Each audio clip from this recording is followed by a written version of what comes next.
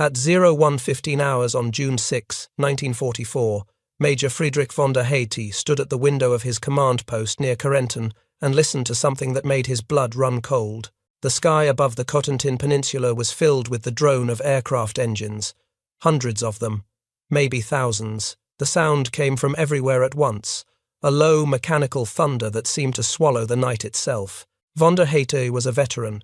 He had jumped into Crete in 1941. He had fought in North Africa with the Ramke Brigade. He had seen combat on the Eastern Front. Nothing had prepared him for what was about to happen. Within the next 3 hours, more than 13,000 American paratroopers would fall from that black sky. They would land in fields, in flooded marshes, on rooftops, in trees, and in the middle of German positions. They would arrive scattered, disorganized, many without their weapons. And they would terrify the Wehrmacht in ways that no military planner had anticipated. What von der Heydte did not know, what no German officer could have predicted, was that the very chaos of this airborne assault would become its greatest weapon. The Americans were not landing in neat formations. They were landing everywhere, and that single word, everywhere, would appear again and again in German reports, diaries, and interrogation transcripts over the following weeks. The German officers who survived Normandy would write about these paratroopers with something approaching awe. Some would write with fear. A few would write with the kind of grudging respect that soldiers reserve for enemies who have earned it. This is the story of how American paratroopers created a new kind of psychological warfare, not through careful planning, but through courage, adaptability, and an aggressive spirit that caught the German military machine completely off guard. The German army in 1944 was arguably the most professional fighting force in the world. Its officer corps had been trained in a tradition stretching back to Frederick the Great. German doctrine emphasized careful planning, precise coordination, and the systematic application of overwhelming force at decisive points. The Wehrmacht had conquered Poland in 27 days. France fell in 6 weeks. The German military machine had rolled across Europe with a precision that seemed almost mechanical. But there was a vulnerability hidden inside this very strength. German military thinking depended on understanding the enemy. It required knowing where the enemy was, what he intended to do, and how he would try to do it. German officers were trained to read the battlefield like a chess master reads a chessboard, anticipating moves, calculating responses, maintaining control. The American paratroopers who landed in Normandy shattered this approach entirely, not because they were better trained, not because they had superior weapons, but because they did something the Germans could not comprehend. They fought effectively in complete chaos. The German military hierarchy on the night of June 5th was a study in organizational rigidity. Field Marshal Erwin Rommel, commander of Army Group B, was not even in France. He had left for Germany to celebrate his wife's birthday. He was convinced the weather was too poor for an Allied invasion.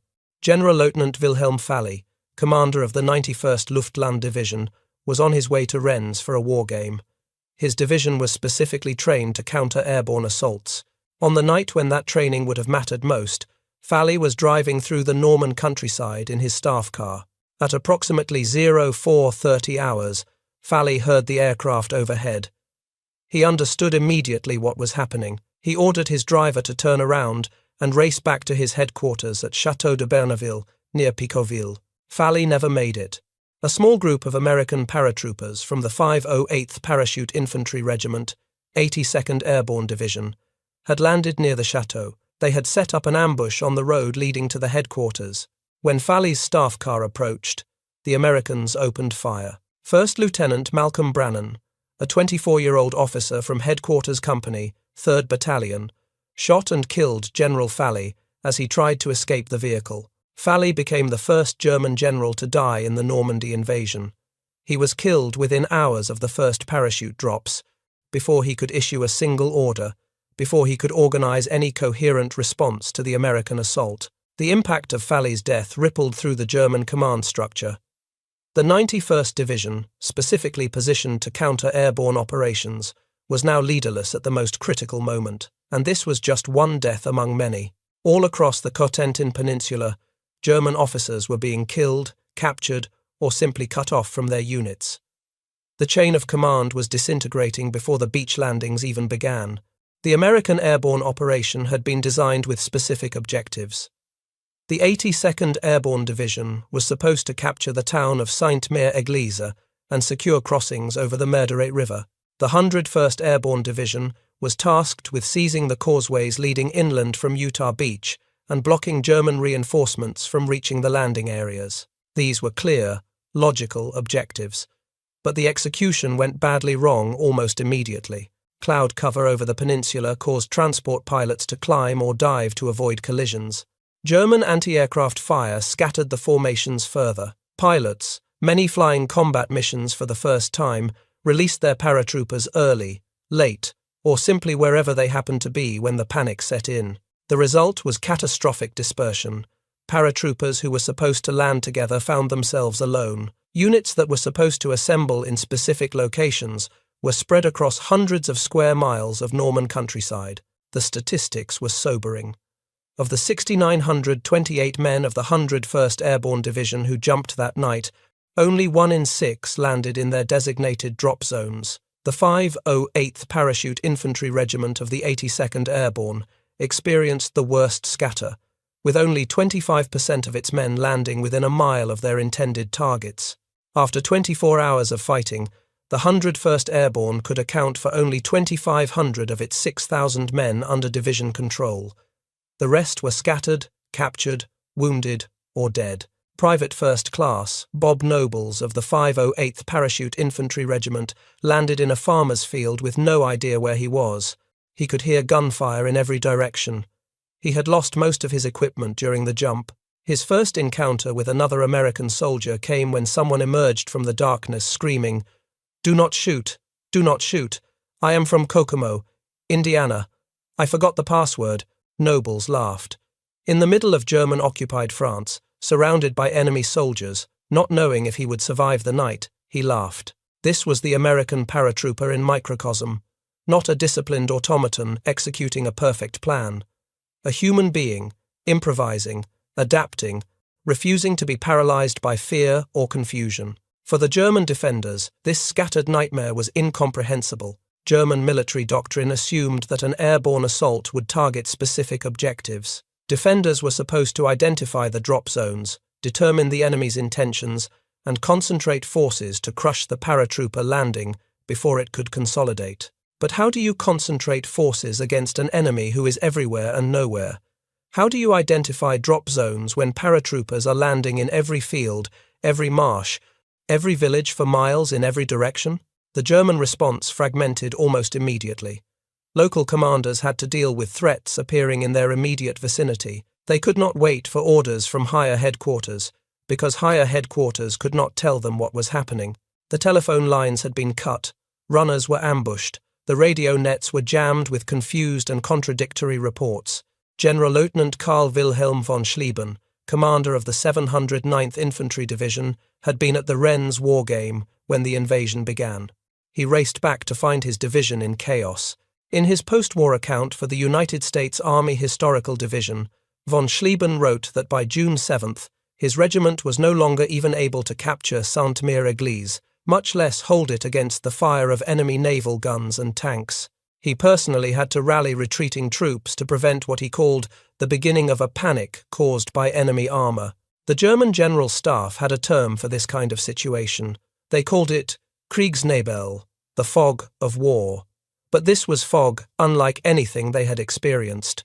It was not merely confusion about enemy movements. It was total uncertainty about the basic nature of the threat.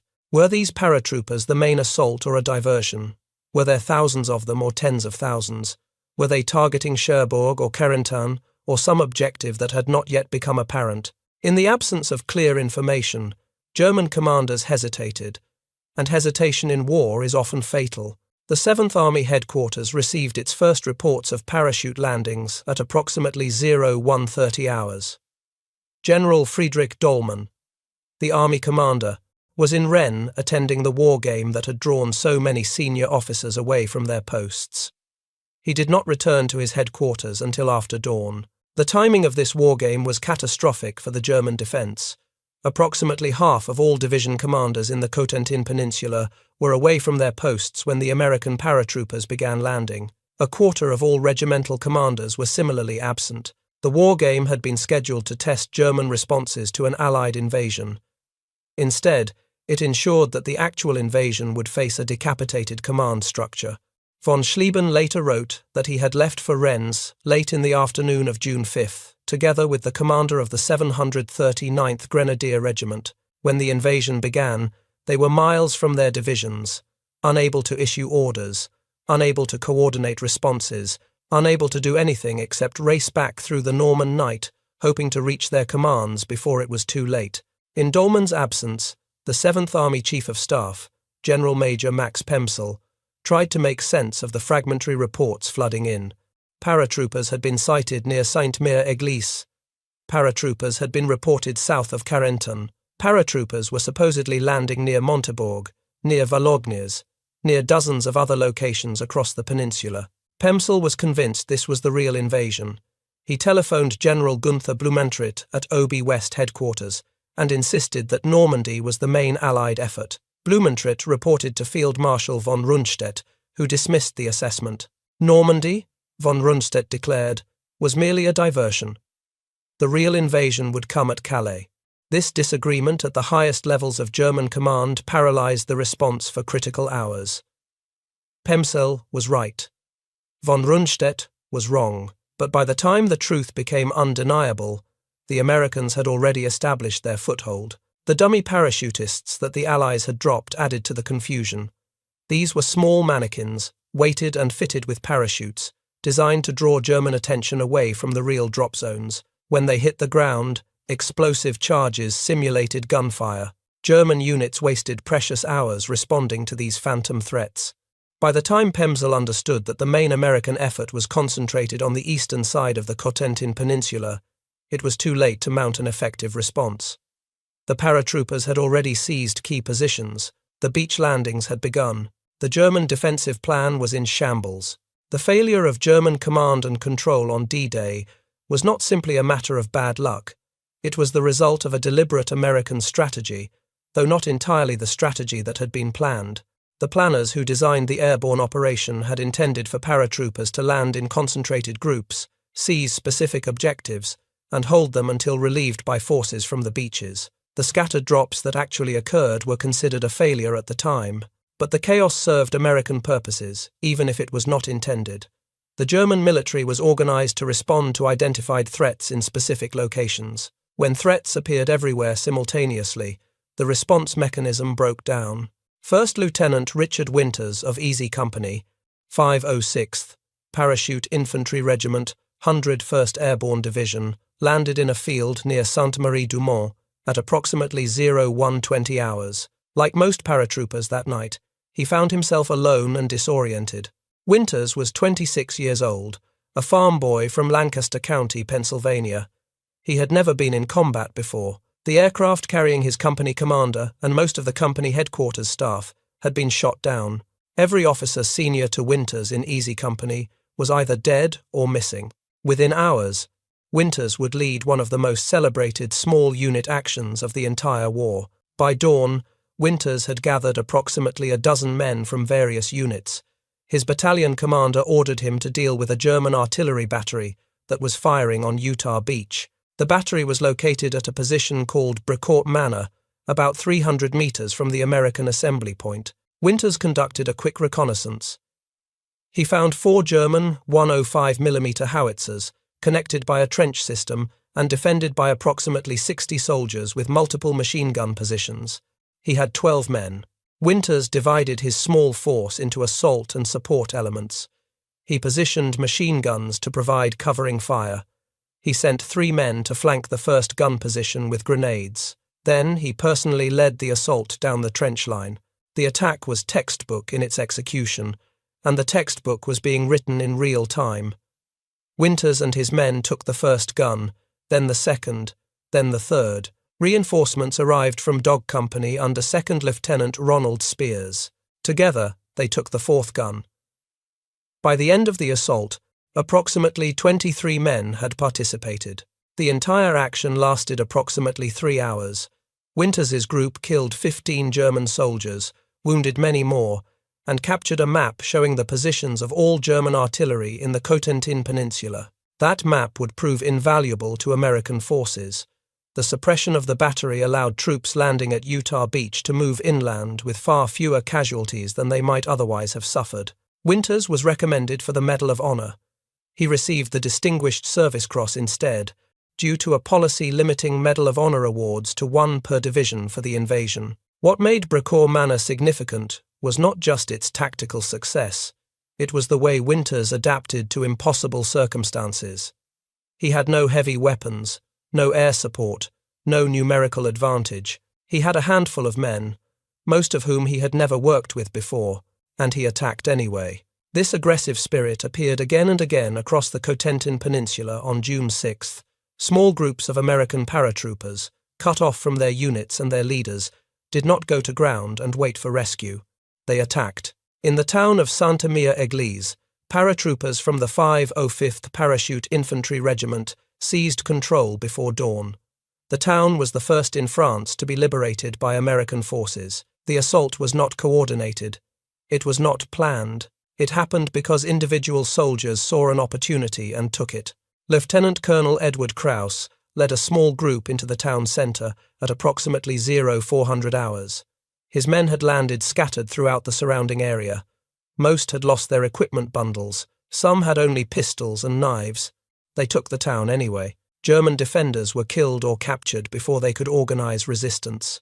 The swastika flag was pulled down from the town hall. An American flag, which one sergeant had carried folded inside his jump jacket, was raised in its place. This was not how invasions were supposed to work.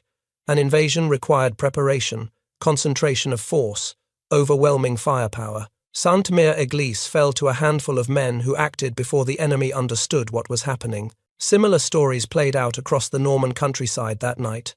Staff Sergeant Harrison Summers, of the 502nd Parachute Infantry Regiment, led an assault on a series of German barracks buildings near the village of Messières. He had been ordered to clear the buildings with a small squad of 15 men. When most of his men hung back, Summers went forward with only Private William Burt providing machine gun cover and Private John Camion joining the assault.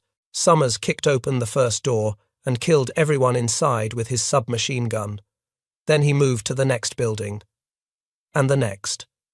For 5 hours, Summers fought his way through the German position, building by building, room by room. By the time he finished, Summers had killed over 30 German soldiers. His commanding officer recommended him for the Medal of Honor. Like Winters, he received a lesser decoration instead. The stories of individual heroism from D-Day could fill volumes. Each paratrooper who jumped that night has a story. Most of those stories will never be known. The men who could tell them are gone, and they took their memories with them. What survives is the cumulative record, and that record tells a consistent story of men who refused to accept that their situation was hopeless. The German officer corps had been trained to expect rational behavior from their enemies. An outnumbered force should seek to preserve itself. A scattered force should attempt to consolidate before engaging. An isolated force should defend until relieved. The Americans did none of these things. Major Friedrich von der Heydter had his own encounter with American aggression beginning on June 6th. Von der Heydter commanded the 6th Fallschirmjäger Regiment, one of the most elite units in the German army.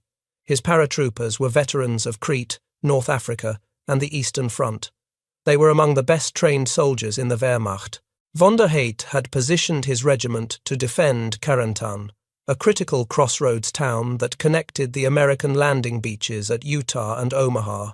Whoever controlled Cotentin controlled the link between the two American beachheads. His regiment achieved a grim distinction that night. They were the first German unit to identify enemy soldiers landing in Normandy, specifically the pathfinders of the 101st Airborne Division, who landed between Saint-Côme-du-Mont, Baupte, and Cotentin. At 6 in the morning on June 6th, von der Heydter personally interrogated captured American pathfinders in Cotentin. He was struck by their distinctive appearance. Many had shaved their heads into mohawk cuts and painted their faces for battle. Von der Heydter reportedly remarked to his staff, "Now they are sending us their Indians." The captured Americans told von der Heydter something that would prove prophetic. They claimed that German forces believed there were about 10 times as many people on the peninsula as there actually were. The scattered drops had created an illusion of overwhelming force. Von der Heydte expected the Americans to spend several days consolidating their scattered forces before attempting any major operations. The Americans attacked on June 10th, 4 days after the initial landings. The assault on Cotentin became one of the most bitter battles of the entire Normandy campaign. American paratroopers from the 101st Airborne Division advanced along exposed causeways under withering German fire. They crossed flooded fields waist-deep in water. They fought house to house through the streets of the town. Von der Heydte later wrote about his opponents with evident respect. He noted their willingness to take casualties, their refusal to break under fire, their aggressive tactics even when outnumbered. His regiment earned a nickname from the Americans who fought them. They called them the Lions of Cotentin. At one point during the battle, the Americans negotiated a 2-hour truce at noon on June 11th to collect their dead and wounded. General Maxwell Taylor, commander of the 101st Airborne, used the opportunity to send a message to von der Heydte demanding his surrender. Von der Heydte had received orders through Field Marshal Erwin Rommel to hold Cotentin at all costs. He could not surrender even if he wanted to, but he was running out of ammunition. His regiment had taken severe casualties. The Americans kept coming. When Taylor's surrender demand arrived, Hauptmann Rolf Mager of the 2nd Battalion replied in English with a question of his own. Would you surrender in the same situation? The fighting around Cotentin had already cost von der Heydte's regiment dearly. Hauptmann Emil Preikschat, commanding the 1st Battalion, had led attacks against the 101st Airborne at Sainte-Marie-du-Mont. By the evening of June 7th, Preikschat's men were decimated, most of them wounded and unable to fight. They accepted an offer of surrender from Colonel Howard Johnson of the 501st Parachute Infantry Regiment. Only 25 men escaped to reach Cotentin. The elite German paratroopers were being destroyed by American paratroopers who had been in combat for less than 48 hours. On June 12th, von der Heydte ordered his surviving troops to withdraw from Cotentin under cover of darkness. The fighting continued through a German counterattack on June 13th, before the town finally fell securely to the Americans on June 14th. The fall of Cotentin linked the Utah and Omaha beachheads. The American position in Normandy was now secure, and von der Heydte's elite paratroopers had been pushed back by men who had been in combat for less than a week. The German 7th Army kept detailed records of the Normandy campaign. These records included after-action reports, intelligence summaries, and the personal observations of officers at all levels of command. These documents reveal a military organization struggling to understand an enemy that did not behave as expected. German intelligence officers compiled analyses of American tactics. They studied captured documents. They interrogated prisoners. They tried to find patterns that would allow them to predict American behavior. They largely failed. A German report dated June 20th, 1944, known as the von Rundstedt Report, number 505044, attempted to summarize what had happened. The document noted that only in the American bridgehead north of Cotentin were the enemy airborne troops compressed in the direction of the coastal defense after tough fighting for days. The phrasing revealed the German frustration. They had expected to crush the paratroopers quickly. They had fought for days merely to contain them. The American paratroopers did not follow predictable patterns because they were not trying to follow patterns. They were trying to accomplish objectives. When one method did not work, they tried another. When conditions changed, they adapted. They were guided by goals rather than procedures. This goal-oriented approach was second nature to American soldiers. It was how they had been raised. American culture in the 1930s and 40s emphasized practical problem-solving. The men who became paratroopers had grown up tinkering with machines, improvising solutions, figuring things out for themselves. They brought this mentality to warfare, and it drove their German opponents to distraction. Certain themes appear repeatedly in German documents when discussing American paratroopers. The word aggressive appears constantly. German officers noted that American paratroopers attacked when any reasonable assessment suggested they should defend. They took risks that seemed foolhardy. They pressed forward despite casualties that would have caused other units to fall back. The word unpredictable appears almost as often.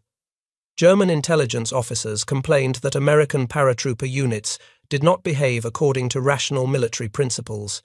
They did not wait for their supply lines. They did not pause to consolidate. They did not seem to care that they were outnumbered or surrounded. Perhaps most significantly, the German reports noted the quality of American junior leadership. In the Wehrmacht, decisions flowed from the top down. Officers gave orders. Soldiers executed them. Initiative at the lower ranks was not encouraged. American paratroopers operated differently. When officers were killed or separated from their units, sergeants took command. When sergeants were unavailable, corporals stepped up. Even privates made tactical decisions that in the German army would have required approval from officers far above their pay grade. This decentralized approach confused German defenders. They could not decapitate American units by killing their officers, because the units kept fighting under whoever was left alive to lead them. Fallschirmjäger Erwin Schmieger served in the 9th Parachute Regiment during the Normandy campaign. In a post-war interview documented by military historian Gilberto Villahermosa, Schmieger recalled facing American troops near Hill 192, close to the town of St. Lo. Schmieger described his opponents as madmen. He specifically mentioned the Americans of the 2nd Infantry Division, whose soldiers wore the Indian head insignia on their shoulders. But his description could have applied to any of the American units fighting in Normandy that summer. Schmieger recalled one night in particular. German paratroopers were holding positions along the edge of a wood, each man in a foxhole about 50 meters apart. They could hear Americans moving in the darkness. There was no shooting, no artillery, just the sound of men creeping through the underbrush. Then Schmieger heard a scream. A German soldier in a nearby foxhole had been killed silently, his throat cut.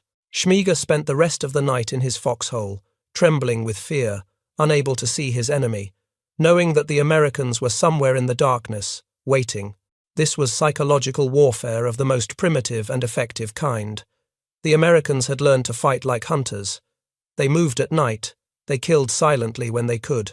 They used the terrain that the Germans had thought would protect them as cover for their own infiltration. Schmieger survived the war. Many of his comrades did not. The scattered airborne drops on June 6th had been considered a failure by American planners. The casualties were severe.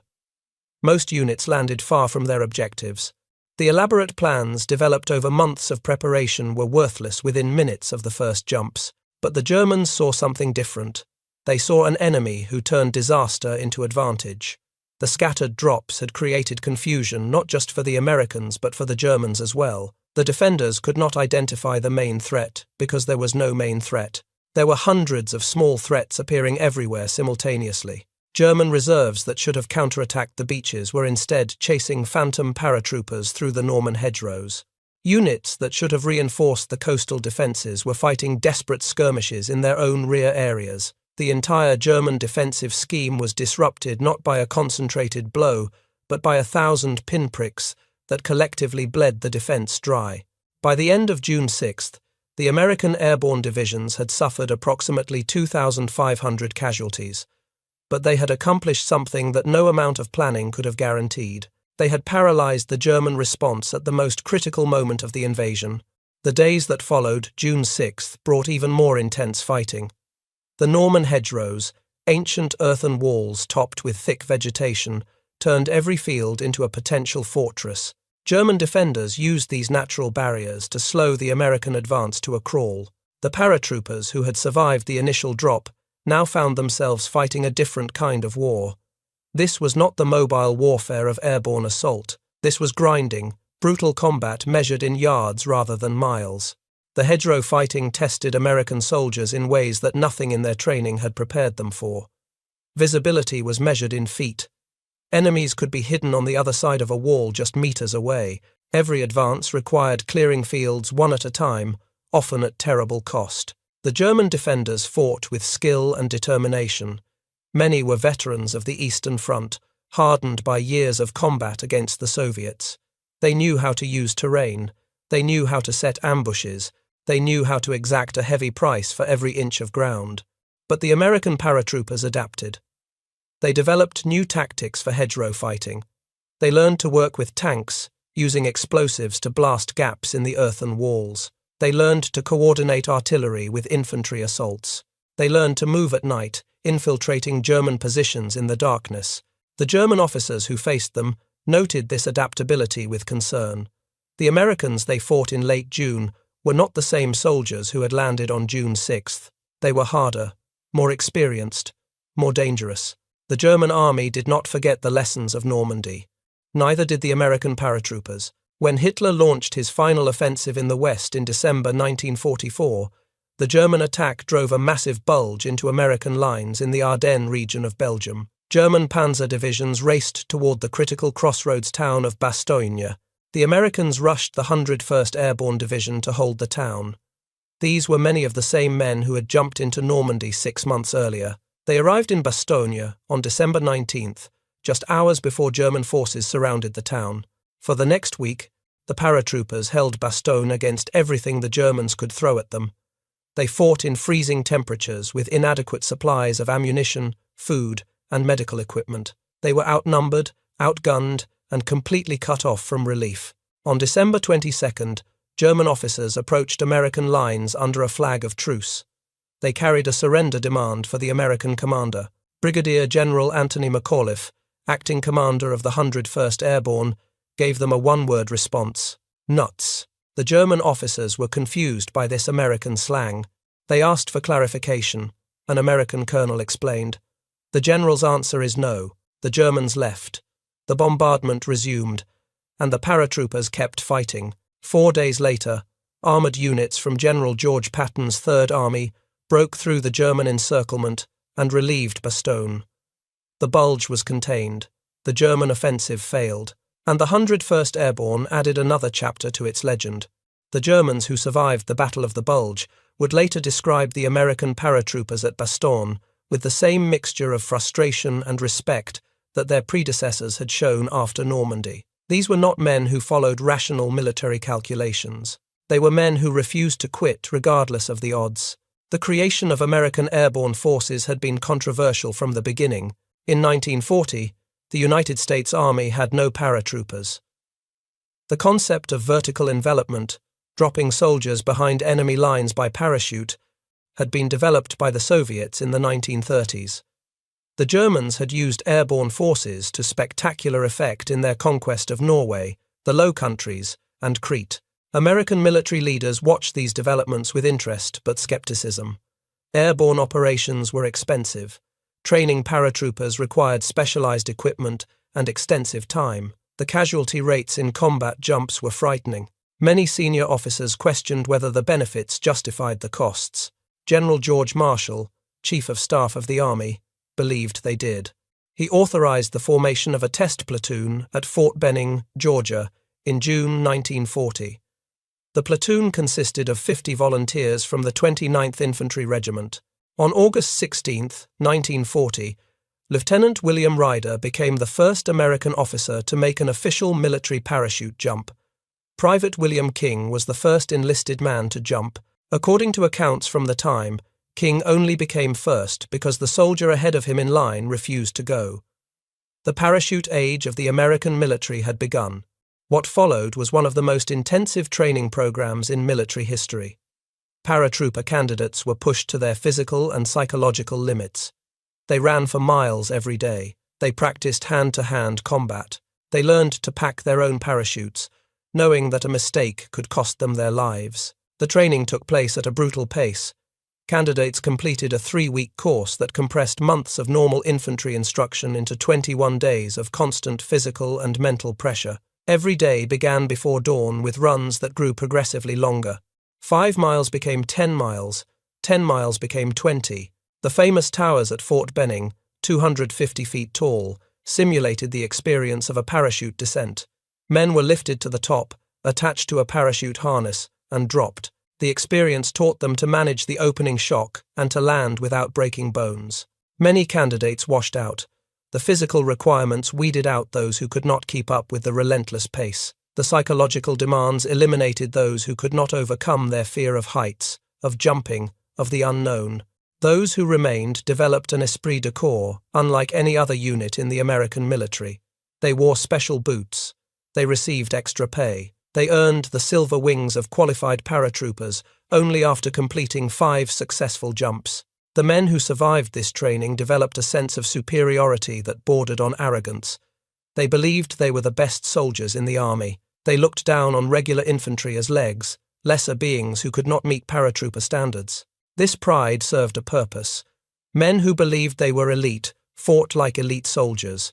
The training created not just physical capability but psychological confidence that would prove essential in combat. By June 1944, the American Airborne Force had grown from a 50-man test platoon to 5 full divisions. The 82nd and 101st Airborne Divisions had already seen combat in Sicily and Italy. They knew what awaited them in France. Many of them would not survive. They jumped anyway. The German military analyzed American paratrooper tactics extensively after Normandy. Intelligence officers compiled reports. Commanders discussed lessons learned. The Wehrmacht adapted its defenses to counter future airborne operations. But there was one element of American paratrooper effectiveness that the Germans could not replicate or counter. It was not a weapon or a tactic. It was a mindset. American military culture in World War II emphasized individual initiative in ways that German culture did not. American soldiers were expected to think for themselves when circumstances required it. They were trained to accomplish objectives, not simply to follow orders. This difference became critical in airborne operations, where the chaos of combat jumps routinely separated men from their leaders and units from their plans. German soldiers in similar circumstances often waited for orders that never came. American soldiers improvised. The German term for this quality was Auftragstaktik, mission-oriented tactics. Ironically, German military theorists had pioneered this approach in the 19th century. But by World War II, the German army had become increasingly rigid and centralized under Hitler's control. The Americans, without knowing the German terminology, had adopted the German theory and carried it further than the Germans themselves. Friedrich von der Heydte survived the war. He was captured during the Battle of the Bulge after leading a failed German paratrooper operation behind American lines. He later served in the West German Army during the Cold War and became a professor of political science. In 1948, while held at Allendorf prisoner of war camp, von der Heydte wrote a detailed account of his regiment's operations for the United States Army Historical Division. The document, known as Foreign Military Studies Manuscript B, 839, remains one of the most important German primary sources on the Normandy campaign. In this account, von der Heydte reflected on his experiences fighting American paratroopers. He gave them credit for their courage and their tactical flexibility. He acknowledged that they had surprised him. Not once, but repeatedly. Von der Heydte had expected the Americans to fight like Europeans. He had expected them to follow the same military logic that he followed, the same calculations of risk and reward, the same rational assessments of what was possible and what was foolish. The Americans refused to cooperate with his expectations. They attacked when they should have defended. They advanced when they should have retreated. They fought as individuals when their units fell apart, and they fought as units when their leaders fell. They would not quit. Von der Heydte was a thoughtful man. He spent considerable time after the war analyzing what he had experienced. He concluded that the American approach to warfare was fundamentally different from the European tradition. European armies, including his own, treated war as a science. There were principles to be followed, calculations to be made, rules to be observed. Victory went to the force that applied these principles most effectively. The Americans treated war as a problem to be solved. When one approach did not work, they tried another. When their leaders were killed, new leaders emerged. When their plans fell apart, they made new plans. They were practical in a way that seemed almost careless to professionally trained officers. But this practicality, this willingness to improvise, gave them an advantage that no amount of training or discipline could match. They were unpredictable, and unpredictability is a weapon in itself. Von der Heydte's post-war writings influenced a generation of German military thinkers. His analysis of American tactics was studied in military academies. His conclusion, that the Americans had won not through superior resources alone but through a superior mindset, challenged assumptions that had guided European military thinking for centuries. This stubborn refusal to acknowledge defeat, This aggressive spirit that seemed almost irrational to German observers was not something that could be taught in military academies. It came from somewhere deeper. Perhaps it came from the volunteer nature of the airborne forces. Every American paratrooper had chosen to be there. They had volunteered for the army, then volunteered again for the paratroopers, then volunteered a third time for combat. These were men who ran toward danger rather than away from it. Perhaps it came from American culture itself. The soldiers who jumped into Normandy had grown up during the Depression. They had learned resilience the hard way. They had developed an optimistic stubbornness that refused to accept limitations. Perhaps it simply came from the knowledge that they were fighting for something worth dying for. The men of the 82nd and 101st Airborne Divisions knew what the Nazis represented. They knew what would happen to Europe if Hitler won. They jumped into the darkness anyway. The German officers who wrote about American paratroopers after the war were trying to understand something that defied their categories. These were not the best equipped soldiers in the world. They were not always the best trained. They certainly were not the most numerous. But they were something that the German military had not encountered before. They were Americans. They came from farms in Iowa and factories in Detroit. They came from the hills of Appalachia and the streets of Brooklyn. They came from every background and every circumstance that a vast and diverse nation could produce. And when they jumped from those C-47 aircraft into the darkness over Normandy, they carried with them something that no German bullet could destroy. They carried the belief that they would win. That belief, that ferocious optimism in the face of impossible odds, was what the German officers sensed when they wrote their reports. It was what Schmieger felt when he trembled in his foxhole waiting for the Americans in the darkness. It was what von der Heide confronted at Cotentin when his elite paratroopers were pushed back by men who had never seen combat before D-Day. The German word for it might be Kampfgeist, fighting spirit. The American word for it was simpler, guts. The legacy of the American paratroopers who fought in World War II extends far beyond their tactical achievements. The 82nd Airborne Division has remained on active duty from 1942 to the present day. It has deployed to every major American military engagement since Normandy. Its soldiers have jumped into combat in Korea, Vietnam, Grenada, Panama, Iraq, and Afghanistan. The 101st Airborne Division transitioned to an air assault role in the 1970s. It remains one of the most deployed divisions in the American Army. The Screaming Eagle patch worn by soldiers at Utah Beach in 1944 is still worn by soldiers serving around the world today. More importantly, the paratroopers of World War II established a tradition of aggressive, flexible, mission-oriented warfare that continues to influence American military doctrine. The lessons learned at Brecourt Manor are still taught at West Point. The spirit that held Bastogne is still instilled in every soldier who earns the parachutist badge. The German officers who feared American paratroopers were right to do so. These were not ordinary soldiers. They were volunteers who had endured brutal training to earn the right to jump from aircraft into combat. They were men who had accepted that their missions would often require them to fight outnumbered, surrounded, and cut off from support. They were men who believed in themselves and in each other.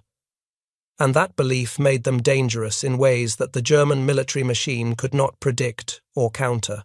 When historians look back on the Normandy invasion, they often focus on the massive scale of the operation. The thousands of ships, the hundreds of thousands of soldiers, the elaborate deception plans and logistical preparations. These elements were crucial. Without them, the invasion could not have succeeded. But the invasion also succeeded because 13,000 young Americans jumped from aircraft in the middle of the night into a country they had never seen, to fight an enemy they had never faced, with no guarantee that they would survive until sunrise. The exact numbers were recorded. The 101st Airborne Division put 6,928 paratroopers into the air aboard 432 C-47 transport aircraft. The 82nd Airborne Division sent 6,420 men aboard 369 aircraft. Together, they constituted the largest airborne assault in history up to that point. By the end of June 6th, they had suffered approximately 2,499 casualties. 182 men of the 101st were confirmed killed. 156 men of the 82nd died. Hundreds more were wounded. Hundreds more were missing, their fates unknown. They jumped because they believed it was necessary. They fought because they refused to accept defeat. They won because they were exactly what the German officers feared most. They were American paratroopers. And on June 6, 1944, they changed the world. Decades after the war, veterans of the 82nd and 101st Airborne Divisions began returning to Normandy. They came to visit the graves of their fallen comrades. They came to walk the ground where they had fought. They came to remember. The people of Normandy welcomed them. The French had not forgotten what the Americans had done. In towns like Sainte-Mère-Église and Cotentin, streets were named after American soldiers. Monuments were erected. Every June, the American flag flew alongside the French tricolour.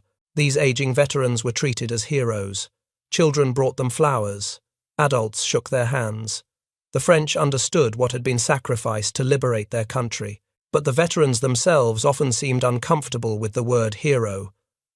When asked about their actions, they typically deflected the credit. They talked about the men they served with.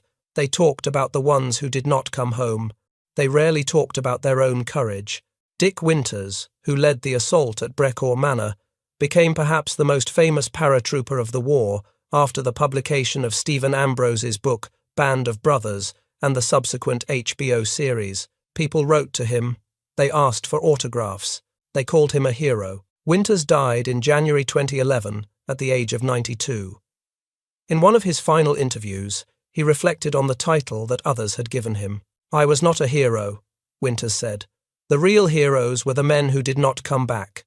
This modesty was characteristic of the generation that fought World War II. They did not see themselves as exceptional. They saw themselves as ordinary people who had been called to do an extraordinary job. Perhaps that was the source of their strength. They did not believe they were special. They simply believed they had to do what needed to be done. The German officers who faced them in Normandy might have been surprised to learn how the Americans viewed themselves. The paratroopers, who seemed so fearsome, so aggressive, so unstoppable, were often scared young men who kept moving forward because they did not know what else to do. The courage was real, but it was not the courage of men who felt no fear. It was the courage of men who felt fear and acted anyway. It was the courage of men who looked at impossible odds and decided to try. That kind of courage cannot be manufactured in training camps. It cannot be ordered by generals. It can only come from somewhere inside the men themselves. The Germans recognized it, they feared it, and ultimately, they were defeated by it. The last surviving American paratroopers who jumped on D-Day are now nearly all gone. The youngest of them would be approaching 100 years old today. Each year, fewer remain to tell their stories firsthand. This makes the historical record more important than ever. The diaries and letters, the after-action reports and intelligence summaries, the photographs and films that survived the war, these are now our primary connection to what happened in those Norman fields in June 1944. The German sources are particularly valuable because they offer a perspective that American accounts cannot provide. We know what the paratroopers thought they were doing. The German documents tell us what effect they actually had. Those documents are consistent. The American paratroopers terrified their opponents, not because they were perfect soldiers, but because they were relentless soldiers, not because they executed flawless operations, but because they kept fighting when flawless operations fell apart. The chaos of Normandy should have been a German victory. The scattered drops, the lost equipment, the broken communications, the dead officers, all of these factors should have allowed the Wehrmacht to defeat the airborne assault in detail before the beach landings could consolidate. Instead, the chaos became an American advantage. The very factors that should have defeated the paratroopers became the factors that paralyzed the German response. This transformation of weakness into strength is the central story of the American airborne experience in World War II. It happened not because of superior planning or equipment. It happened because of the men who jumped. They were farmers and factory workers, students and salesmen. They came from every state and every background. They shared nothing except a willingness to volunteer for the most dangerous mission in the American military. And when they landed in Normandy, when everything went wrong, when the plans fell apart and the darkness swallowed them, they found within themselves a capacity for improvisation and aggression that no training program could have predicted. The German officers who wrote about them after the war were trying to explain something that defied easy explanation. How did ordinary men become extraordinary soldiers? How did scattered groups become an effective fighting force? How did chaos become victory? The answers to these questions are not found in military manuals. They are found in the human spirit, in the determination that refuses to accept defeat, in the adaptability that finds solutions when problems seem insurmountable, in the courage that acts when acting seems impossible. These qualities are not uniquely American. They appear in soldiers of every nation in moments of crisis. But in June 1944, in the fields and hedgerows of Normandy, American paratroopers demonstrated them with a consistency that their German opponents had never encountered. The result was a victory that changed the course of the war and the course of history. If this story resonated with you, please take a moment to like this video. It helps us share more stories from the Second World War that deserve to be remembered. Subscribe to stay connected with these histories. Hit the notification bell so you never miss when we share a new video. Leave a comment below telling us where you are watching from. Our community spans the globe, from Texas to Tasmania, from London to Lagos. Whether you are a veteran, a history student, or simply someone who believes these stories matter, you are part of something meaningful here. Thank you for watching, and thank you for keeping the memory of these men alive.